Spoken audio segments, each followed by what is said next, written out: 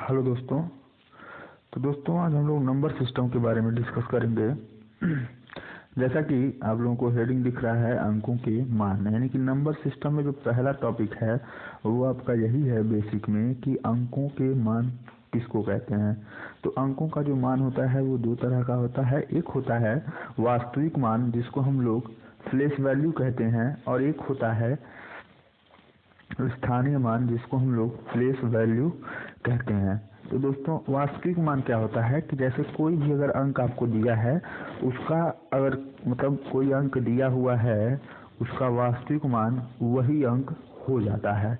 और स्थानीय मान में क्या होता है कि जो अंक दिया होता है उसके स्थान का मान हम लोग निकालते हैं। जैसे मान लीजिए आपको दिया है 5235 और 5235 में अंक 5 का वास्तविक मान इसमें पूछ रहा है।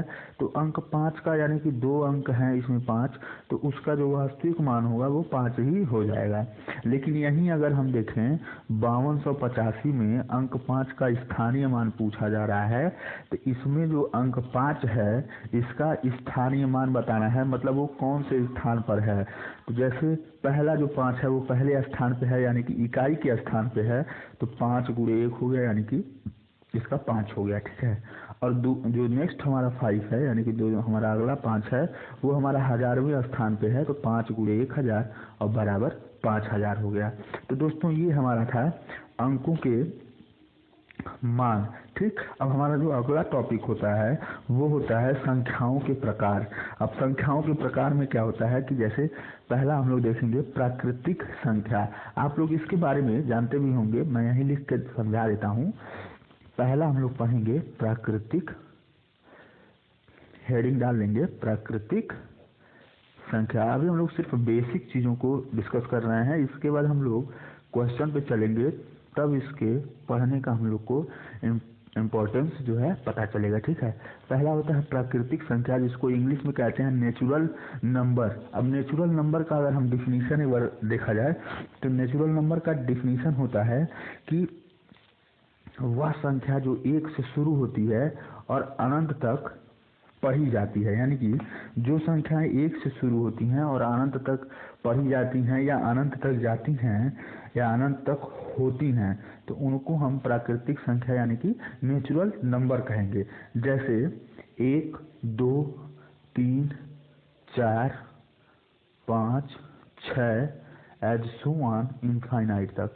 दोस्तों ये जो प्राकृतिक संख्या यानी कि नेचुरल नंबर होता है इसको हम लोग कैपिटल एन से डिनोट करते हैं, कैपिटल एन से प्रदर्शित करते हैं।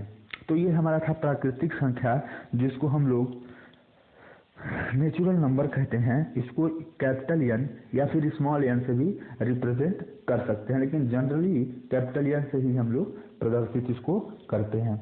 आइए अब चलते हैं नेक्स्ट टर्म जो हमारा है पूर्ण संख्या। लेकिन उससे पहले हम लोग इसमें एक चीज और देख लेते हैं कि अगर क्वेश्चन ये पूछा जाए कि सबसे छोटी प्राकृतिक संख्या क्या होती है, मैं यहाँ लिख दे रहा हूँ सबसे छोटी प्राकृतिक संख्या। ओके, सबसे छोटी प्राकृतिक संख्या जो होगा वो कितना होगा दोस्तों। तो सबसे छोटी जो प्राकृतिक संख्या होगी वो 1 होगी, ठीक है। मैं यहाँ डिवाइड कर देता हूँ, पार्टीशन कर देता हूँ। सबसे छोटी जो प्राकृतिक संख्या होगी वो 1 होगी। अब हमारा जो नेक्स्ट है वो है पूर्ण संख्या, ठीक। पूर्ण संख्या दूसरा हमारा है पूर्ण संख्या, जिसको इंग्लिश में क्या कहते हैं, whole number. Whole number, okay. Whole number क्या होता है कि जैसे जो प्राकृतिक संख्या है, जो हमारा प्राकृतिक संख्या का समूह है उसमें अगर हम 0 को शामिल कर दें, यानी कि जो ये प्राकृतिक संख्या का समूह देख रहा है इसमें अगर हम 0 को शामिल कर दें तो हमारा होल नंबर यानी कि पूर्ण संख्या कहलाएगा। जैसे अब इसको डिनोट किससे करते हैं तो W से डिनोट करते हैं, और ये जो होता है 0, 1, 2, 3, 4 एज सो ऑन, ये भी इनफाइनाइट तक जाता है, ठीक है। यानी कि अगर जो हमारा प्राकृतिक संख्याओं का समूह है उसमें हम 0 को शामिल कर दें तो हमारा पूर्ण संख्या यानी कि होल नंबर कहलाएगा। और सबसे छोटी, मैं यहाँ लिखता हूँ, सबसे छोटी पूर्ण संख्या जो होती है दोस्तों वो क्या होती है, 0 होती है। सबसे छोटी पूर्ण संख्या, सबसे छोटी पूर्ण संख्या क्या होगा, वो 0 होगा, यानी कि सबसे छोटी जो पूर्ण संख्या होगी वो 0 होगी। अब इसके बाद जो ये संख्या हो गया, तो इसके बाद हम लोग क्या देखेंगे,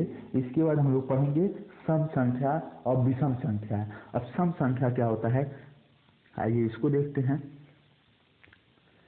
सम संख्या, इसको हम लोग इंग्लिश में क्या कहते हैं, इवन नंबर। इवन नंबर, सम संख्या यानी कि इवन नंबर इसको कहा जाता है, ठीक है। सम संख्या इवन नंबर, ये क्या होता है कि सम संख्याएं यानी कि वे संख्याएं जो 2 से पूर्णतः विभाजित हो जाती हैं, ठीक है। आप लोगों को भी पता होगा, ये नॉर्मली बात है, छोटे कक्षाओं में, छोटे क्लासेज में आप लोगों ने पढ़ा होगा सम संख्या यानी कि इवन नंबर। तो इवन नंबर किसको कहते हैं, जो संख्याएं 2 से पूर्णतः विभाजित हो जाती हैं, यानी कि जो संख्या 2 से पूरा विभाजित हो जाती है, उसको हम लोग सम संख्या कहते हैं। अब देखिए, सम संख्या भी 2 प्रकार का होता है, एक होता है धन सम संख्या और एक होता है ऋण पूर्ण संख्या, ऋण सम संख्या।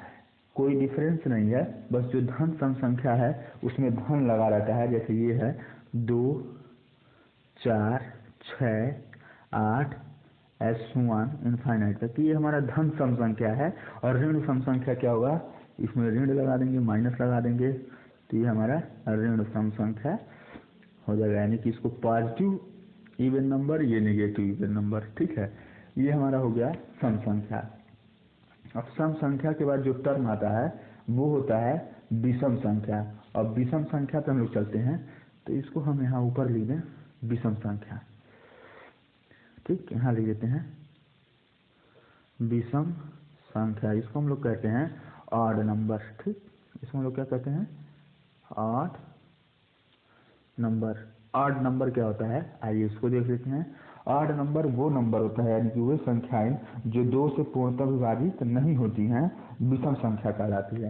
यानी कि वह संख्या जो 2 से पूरा विभाजित नहीं होता है, उसको हम लोग विषम संख्या कहते हैं। अब विषम संख्या भी 2 प्रकार का होता है, ऋण विषम संख्या और धन विषम संख्या। सेम जैसे सम संख्या में लिखे थे, उसी तरह ऋण में भी विषम संख्या में भी लिखेंगे। यानी कि जो धन विषम संख्या होगा वो होगा 1 2 3 S1 इनफाइनाइट तक, ये धन विषम संख्या होगा। और इसी के सामने ऋण लगा देंगे तो ये ऋण विषम संख्या हो जाएगा, ये भी इनफाइनाइट तक यानी कि अनंत तक होता है, ठीक है। ये हमारा है विषम संख्या और सम संख्या। तो दोस्तों आज हम लोगों ने ये चीजें डिस्कस किया, ठीक है। तो अब इसमें और भी चीजें आती हैं, जैसे भाज्य संख्या, अभाज्य संख्याएं, इन सबको भी हम लोग डिस्कस करेंगे। आइए चलते हैं उसी पे, ठीक है। भाज्य संख्या क्या होता है, यानी कि जिसको हम लोग कंपोजिट नंबर कहते हैं, ठीक है, भाज्य संख्या। तो इसको हम लोग देखते हैं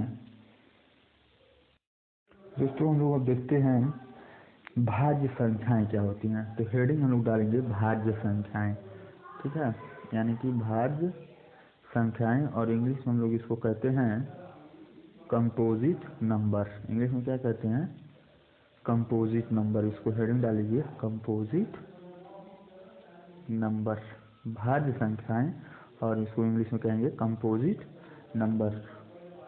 भाज्य संख्याएं और कंपोजिट नंबर, इसका डिफिनीशन अगर देखें तो वे धन संख्याएं जो एक तथा स्वयं के अलावा किसी अन्य से पूर्णतः विभाजित हो जाएं, ठीक है।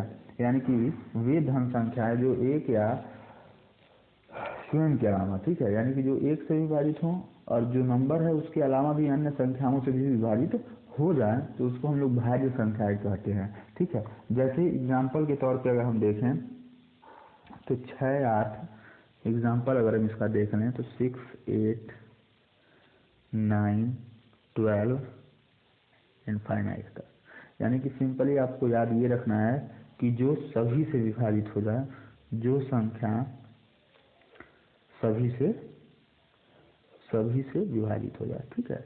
यानी कि वे संख्याएं जो सभी से विभाजित होती हैं उसको हम लोग भाज्य संख्या कहते हैं। सभी से विभाजित हो तो भाज्य संख्या कहलाती है, ठीक है। सभी से विभाजित हो तो क्या कहलाएगी, भाज्य संख्या, ठीक। सभी से अगर विभाजित हो रही हैं तो उसको हम भाज्य संख्या कहेंगे। और अभाज्य संख्या क्या होती है, उसको हम लोग देखते हैं। अभाज्य संख्या हेडिंग डालेंगे अभाज्य संख्या। ठीक, अभाज्य संख्या, इसको हम लोग इंग्लिश में क्या कहते हैं, प्राइम नंबर। ठीक, इंग्लिश में कहते हैं इसको प्राइम नंबर। प्राइम नंबर ये क्या होती है कि वे संख्याएं जो स्वयं के अलावा, मतलब जो स्वयं के अलावा किसी और अन्य संख्या से विभाजित ना हो, यानी कि केवल एक से विभाजित हो और खुद से विभाजित हो और अन्य संख्याओं से विभाजित न हो, उसको हम लोग अभाज्य संख्या कहेंगे। जैसे 2, 3, 5, 7, 11। ठीक, यानी कि इसको हम लिख सकते हैं जो स्वयं से या एक से विभाजित हो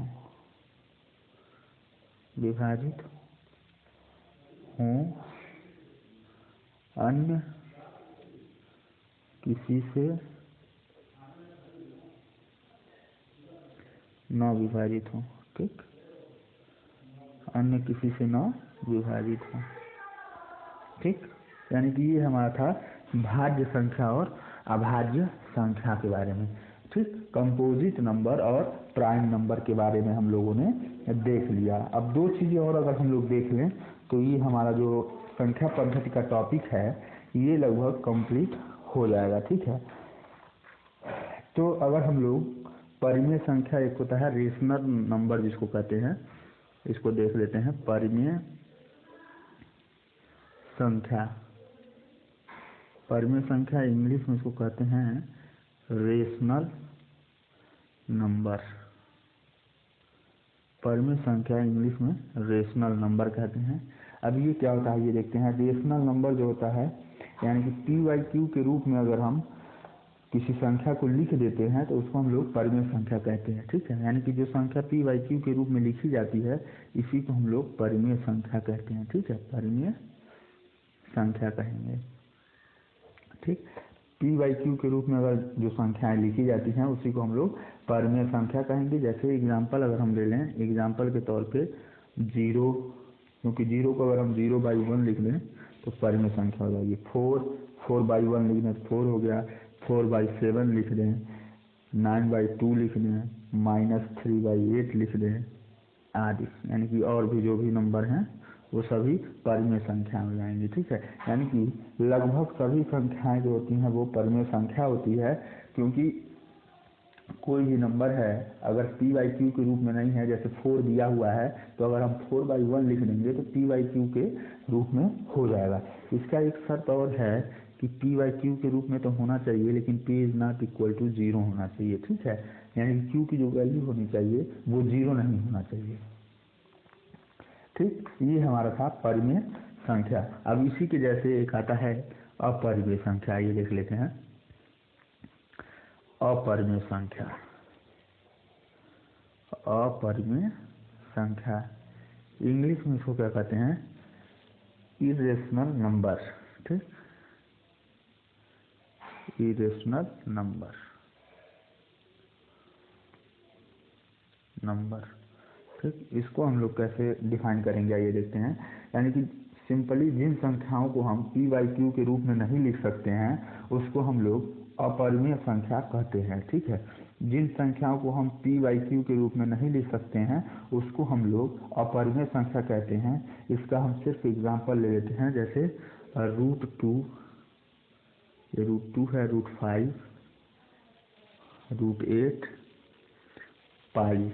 पाई जो है दोस्तों वो अपरिमेय संख्या है। ठीक है, पाई जो है वो क्या है, अपरिमेय संख्या है। लेकिन 22/7 अगर हम लोग ले लें तो 22/7 जो है ये, 22/7 जो होता है वो हमारा अपरिमेय नहीं होता है, परिमेय संख्या होता है। ठीक है, 22/7 क्या होगा, अपरिमेय नहीं होगा, परिमेय संख्याएं होगा। तो दोस्तों ये जो भी चीज़ें आज हमने आप लोगों के सामने डिस्कस किया है इसमें हो सकता है कुछ त्रुटियां आप लोग को मिल सकती हैं, बाकी जो मैंने बताया है वो एकदम सटीक बताया है, सही बताया है। तो अगर वीडियो अच्छा लगा हो तो लाइक, सब्सक्राइब और शेयर ज़रूर करिएगा। आज के लिए बस इतना ही। नेक्स्ट वीडियो में हम लोग नंबर सिस्टम से रिलेटेड जो भी क्वेश्चन इम्पॉर्टेंट हैं या फिर जो इस बेसिस पे डिपेंडेंट है उस क्वेश्चन को हम लोग डिस्कस करेंगे। आज के लिए बस इतना ही। थैंक यू, धन्यवाद।